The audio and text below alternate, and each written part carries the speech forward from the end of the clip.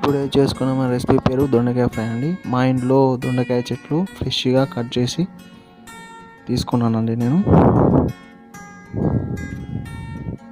ఇలా కట్ చేసేసి మంచిగా ఫ్రెష్గా ఉన్నాయండి మా ఇంట్లో.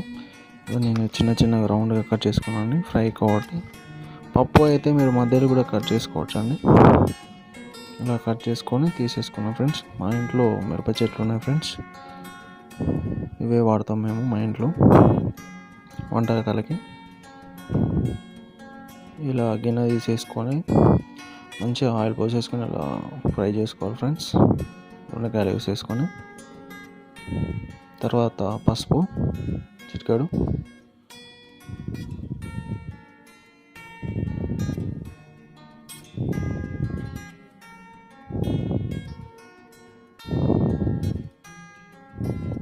అల్లం పేస్ట్,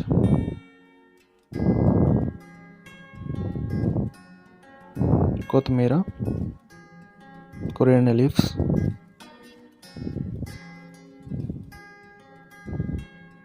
కొంచెం మంచిగా ఫ్రై అయిన తర్వాత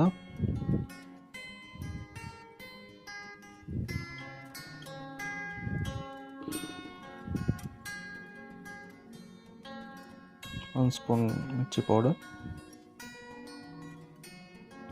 ఈ కారం ఎక్కువ తింటే ఇంకో స్పూన్ కూడా వేసుకోవచ్చు. నేను కారం ఎక్కువ తింటాను కాబట్టి ఇంకో స్పూన్ వేసుకుంటున్నాను friends.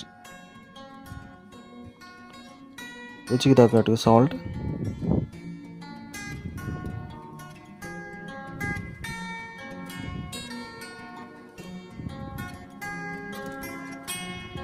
Garam masala. Finally completed friends. మీరు కూడా ట్రై చేయండి, కామెంట్ చేయండి, లైక్ చేయండి.